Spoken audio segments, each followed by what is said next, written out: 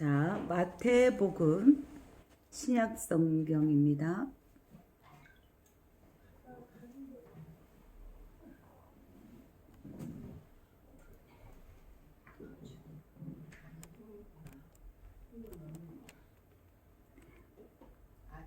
전도사님, 마태복음 8장 18절부터 읽어주시면 감사하겠습니다. 마태복음 8장 18절. 18절이요? 네. 예수께서 우리가 자기를 에워싸는 보시고 저편으로 건너가기를 명하십니다. 한 서기관이 나와 예수께 말씀하되 선생님께서 어디로 가시든지 저는 쫓으리이다. 예수께서 이르시되 여우도 굴이 있고 공중에 새도 거처가 있으되 오직 인자는 머리 둘 곳이 없다 하시더라. 제자 중에 또 하나가 가로되 주여 나로 먼저 가서 내 부친을 장사하옵소서. 아멘. 네, 여기까지 어떤 내용이냐면 한 서기관이 나왔어요. 서기관이라는 거는 율법학자예요. 지식이 있는 사람이에요. 아주 똑똑한 사람이에요. 이 사람이 예수님께 나와서 예수님이 어디를 가시던지 제가 따르리라. 예수님 가는 곳마다 세상 어디든지 내가 따라가리라고 말씀하셨는데 그 전에 예수님이 어떤 기적을 이렇게 행하셨냐면 많은 사람들 앞에서요. 모든 병자들을 다 낫게 했어요. 백부장도 낫게 했고요. 중풍병자도 낫게 했고 베드로의 장모 열병이 있는 그 장모도 손을 얹어서 대고 기도하고 낫게 하셨고 많은 귀신을 쫓아냈어요. 이 서기관 율법학자는 쉽게 말하자면 엘리트인 거예요. 스카이 서울대 이렇게 좀 똑똑한 식자 율법학자라면 성경에 대해서 굉장히 잘 아는 사람이잖아요. 근데 예수님한테 어디든 따라가겠다고 말했는데 예수님은 뭐라고 말씀하고 계시나요? 김성균 성도님, 예수님이 무슨 대답을 하고 계세요? 여우도 굴이 있고 공중에 새도 거처가 있는데 있다. 그런데 인자는 머리 둘 곳이 없다. 제가 예수님을 어디든지 평생 따라가겠습니다 이랬는데 그래 따라와라. 아니 따라오지 마. Yes or no. 둘 중에 하나를 대답하셔야 되는데 동문서답하는 것 같아요. 무슨 뜻이에요? 예수님이 잘못 들으셨어요? 서기관이 따라오겠다는데 따라와라 이렇게 말 안 하죠. 따라오지 마라 얘기 안 하고 엉뚱하게 여우도 굴이 있다. 공중에 새도 거쳐 있다. 그런데 나 예수 인자는 머리 둘 곳이 없다. 이게 무슨 뜻이냐면 이 서기관이 율법학자가 예수님이 어디 가는지를 알고 있을까요? 목적을 알고 있을까요? 목적을 모르겠죠. 근데 어디든지 가겠대요. 그럼 무작정? 목적 없이? 그러니까 똑똑한 사람이잖아요. 그 만약에 김성균 성도님이 지금 중년이라 하기야 청년에 가깝죠. 아주 젊죠. 근데 똑똑해요. 굉장히 제가 보니까 똑똑하신데 지식에 그게 있으신데 어떤 뛰어난 기적을 행하는 사람이 있다고 해요. 예수님 같이 생긴 어떤 분이 있어요. 그러면 그분한테 무조건 당신 가는 무엇을 하든지 내가 따르겠습니다. 인생을 맡길 자신 있어요? 맡겨도 돼요? 한 번뿐인 인생인데 한 번뿐인 목숨을 바쳐요? 따라가겠다고 해요? 쉽지 않겠죠. 쉽지 않죠. 근데 예수님이 뭐라고 그러냐면 내가 머리 둘 곳이 없다. 예수님은 뭐라고 그러시냐면 서기관한테 내가 어디 가는 거를 너는 모른다는 거예요. 예수님이 어디를 가기를 원하시냐면 요한복음 15장에 포도나무 비유가 있어요. 포도나무 비유에 하나님 아버지는 농부다. 나는 그 포도원의 포도나무다. 그런데 너희는 가지다. 이렇게 했어요. 그렇게 말씀하시면서 너희가 내 안에 거하듯이 나도 너희 안에 거하고 싶다래요. 다른 데에 가는 게 목적이 아니라 예수님의 방향, 예수님의 목적은 바로 이 서기관 마음 안에 들어가고 싶은 거예요. 들어가고 싶은데 예수님의 머리를 둘 곳이 없다라고 얘기하는 거예요. 너 마음밭에 내가 너 안에 거하고 너와 더불어 살고 싶으나 너의 마음 안에 뭐가 있냐면 여우의 굴이 있고 새의 둥지가 있어요.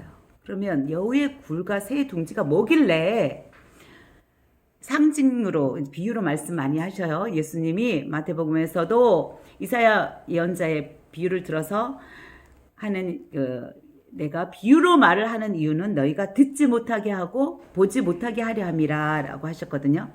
들을 수 있는 자만 들을지어다 했어요. 근데 이 서기관이 들을 수 있었을까요? 그게 무슨 뜻인지 예수님이 지금 상징적으로 비유로 말씀하시는데 너 마음밭에 여우가 굴을 이렇게 파서 여우가 들어와 있어요. 이 여우는 뭐냐면은요, 헤롯 대왕이에요.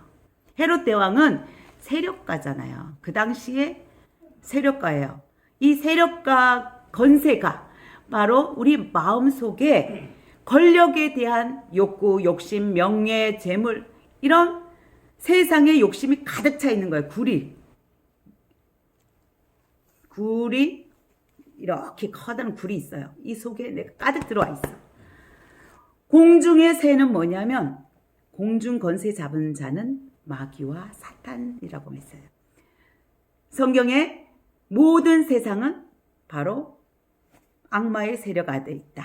사탄 마귀의 세력 아래 있다. 그러나 하나님의 자녀는 해를 받지 않는다 이렇게 말씀하세요. 이 공중의 새 사탄 마귀가 우리 마음속에 또 둥지를 틀고 거하고 있다.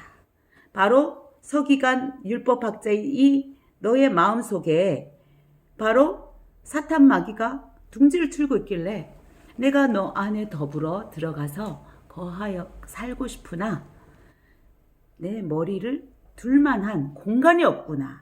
내가 너 삐집고 들어갈 자리가 없구나. 그렇게 말씀하시는 거예요. 과연 율법학자가 예수님의 그 말씀을 이상한 소리 하네? 동문서답 하시네? 하고 갔을지 아니면 깨달았을지 모르겠어요. 아마 저는 잘 못 깨달았지 않을까 이런 생각이 듭니다. 요한복음 8장을 보겠습니다. 요한복음 8장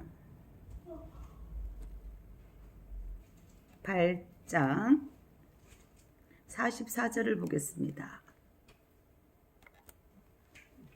자, 같이 읽으시겠습니다. 천천히 읽겠습니다. 여기 앞에 나와 있습니다. 너희는 너희 아비 마귀에게서 났으니 너희 아비의 욕심대로 너희도 행하느니라. 그는 처음부터 살인하는 자요 진리가 그 속에 없으므로 진리에 서지 못하고 거짓을 말할 때마다 제 것으로 말하나니 이는 그가 거짓말쟁이요 거짓의 아비가 되었음이라. 너희 아비는 악마다 마귀다 이렇게 지금 꾸짖고 있거든요. 그 앞절에 뭐라고 예수님이 말씀하시냐면 너희가 내 말을 깨닫지 못한다. 너희가 내 말을 들을 수 없기 때문에 너희가 깨닫지 못하는데 너희의 하는 음행이라든지 너희의 남을 속이는 행위라든지 또 그 흉악한 거라든지 점술이라든지 그렇게 우상 숭배한다는 거든지 거짓말하는 사기치는 것이 다 너희 아비처럼 그대로 행함이라. 그 아비가 누구냐면 마귀인데 이 마귀처럼 행하니라. 너희 아비는 거짓말쟁이고 살인자이고 바로 거짓의 아비다. 그런데 하나님에게서 난 자만이 하나님의 말을 들을 수 있다고 47절에 또 말씀하고 계세요. 제가 한 가지만 더 찾아볼게요. 요한계시록 지금 다들 8장이네요. 마태복음 8장, 요한복음 8장, 요한계시록 8장인데요.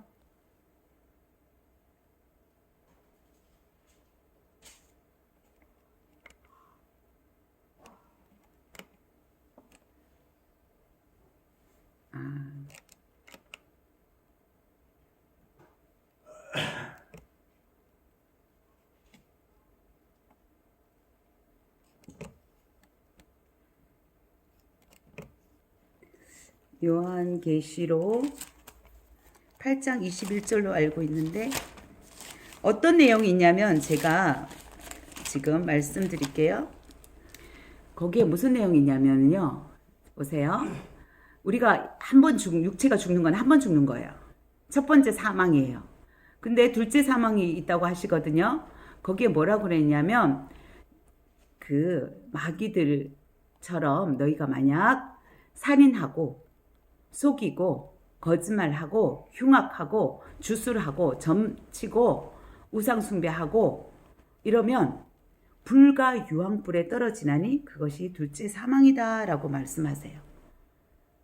그러니까 우리가 있잖아요. 영적인 존재예요. 하나님이 태초에 이 땅에서 사람을 지으셨어요.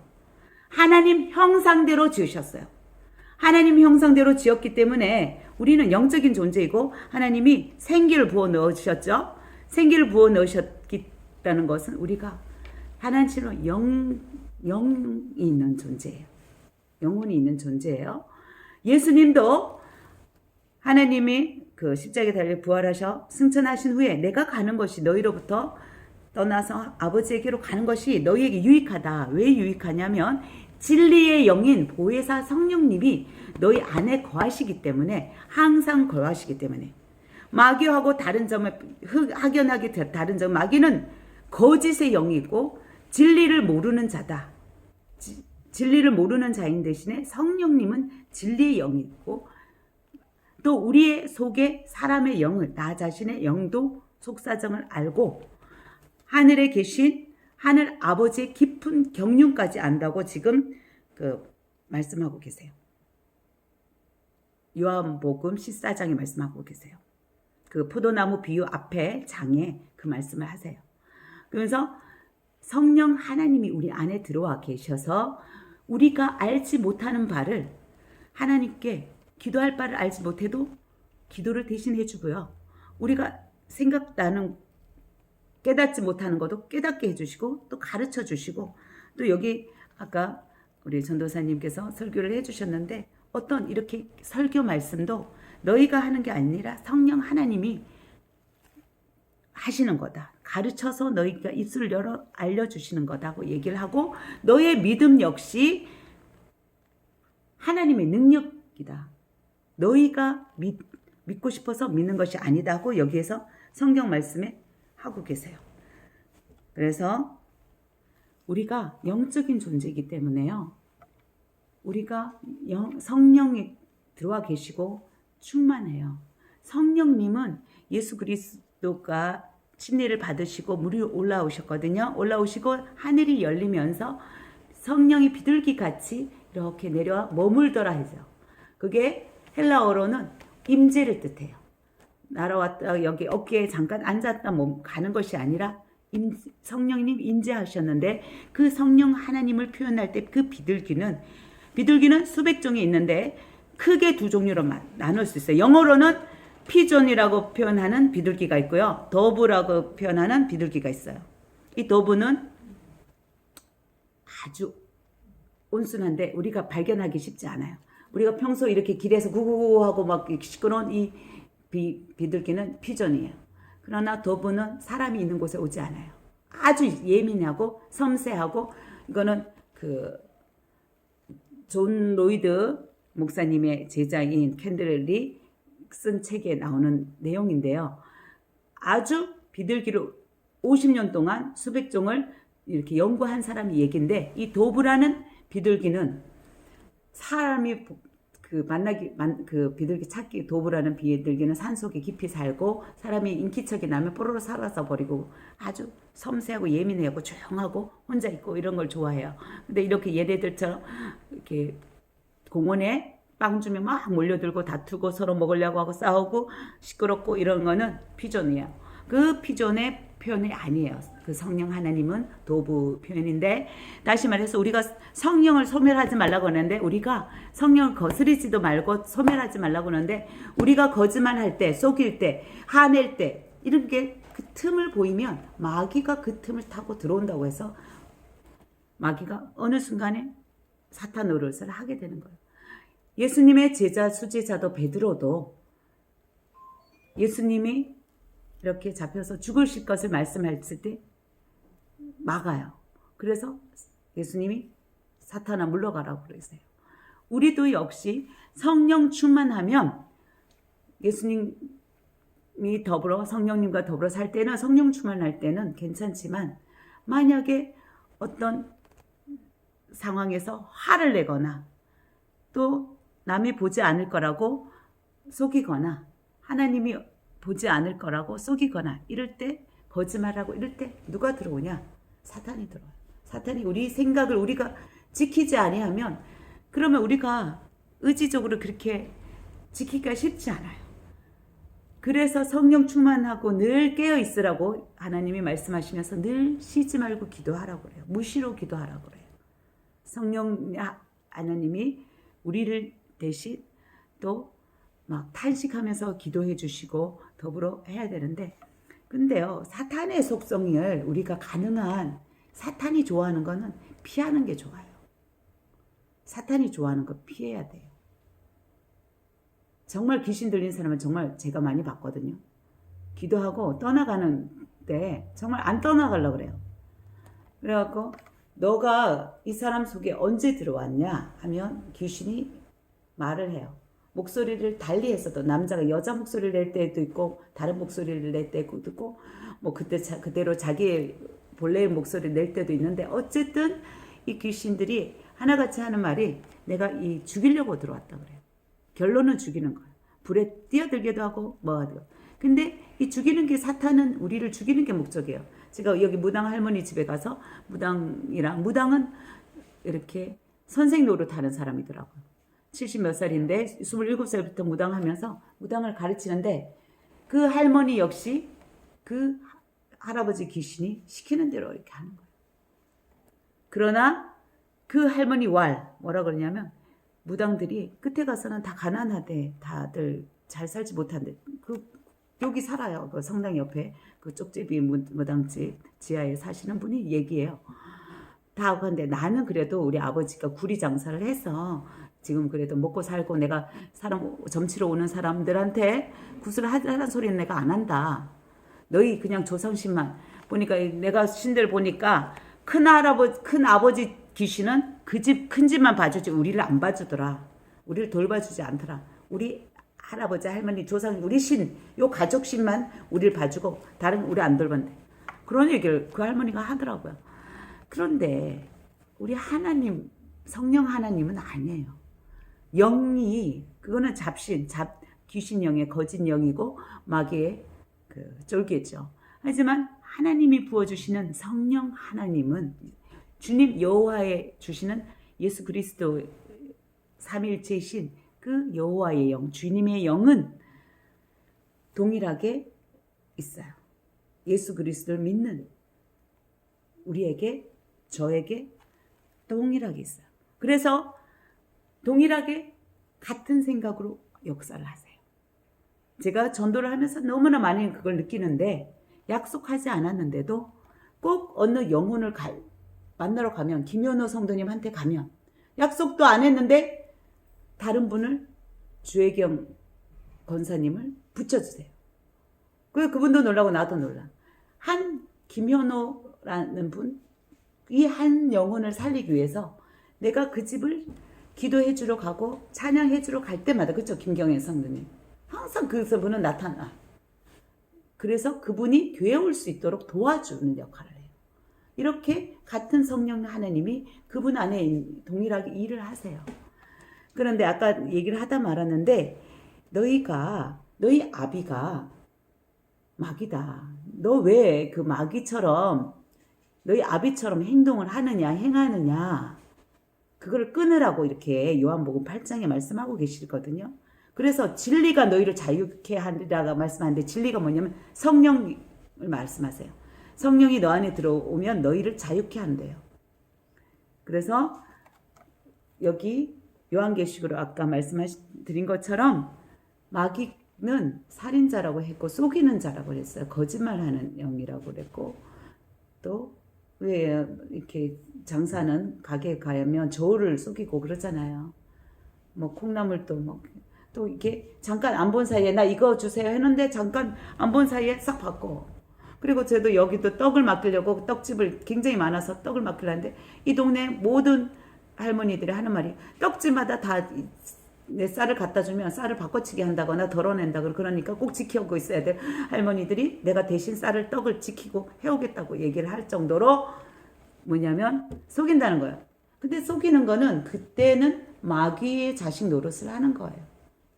정직해야 돼. 하나님은 공의의 하나님이고 정직의 하나님이에요. 그래서 정직하게 행해야 돼. 정직하게 행할 때 아까 도부 그 성령 하나님이 나랑 거하고 계시지만 성령 하나님은 인격의 하나님이에요. 우리가 인간이 하나잖아요. 우리는 하나님 형상대로 만들어진 감정이 있는 동물이에요. 그래서 어떤 사람이 막 자기 욕심을 취하거나 나를 이용하는 것 같으면 화가 나. 하나님도 예민해요. 성령 하나님도 똑같이 감정이 질투의 하나님이고 감정이 있고 또 기뻐하실 때 너무 기뻐해. 진노하셔. 그렇기 때문에 우리가 우리 안에 계신 성령을 근심하게 하지 말아야 돼요. 손을 시키지 말아야 돼.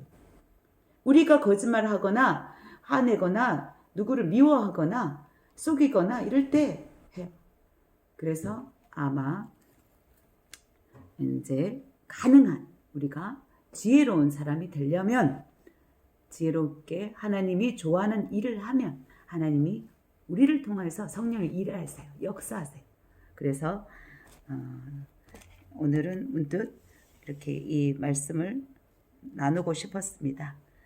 감사합니다. 그래서 우리가 포도나무의 비유처럼 너희가 내 안에 내가 너희 안에 거하면 너희가 풍성히 열매 맺으리라. 마치 시절을 쫓아 열매 맺듯이 물이 마르지 않는 시냇가의 심규나무처럼 그리고 너가 무엇을 구하든지 그대로 다 이루어 주리라고 말씀하세요. 성령 하나님이 이 안에 나한테 나와 더불어 일을 하시게끔만 하면 하나님은 내 아의 소원을 다 들어주셔요. 이루어주셔요. 근데 언제 하나님이 일을 못하냐면 바로 사탄 마귀가 좋아하는 일을 할 때, 이용당할 때. 우리는 고린도전서 3장 8절에도 보면 우리는 하나님의 동력자라고 그랬어요. 하나님의 동력자, 하나님의 일하는 자야. 의논하는 자야. 그냥 명령하다라는 사장과 부하의 관계가 아니라 동료, 같은 동업 일하는 같은 사장이라는 거예요. 그래서 의논하고 할 때 하나님이 마음에 합한 뜻대로 의논해서 같이 나아갈 수 있을 때 그때 건축물이 아주 좋고 그 사람마다 지프로 짓는 자도 있고 흙으로 짓는 자 또는 금으로 은으로 보석으로 다양한 재료를 지어서 건축물을 짓는다고 했는데 그 터는 예수님이래요. 근데 마지막에 불탄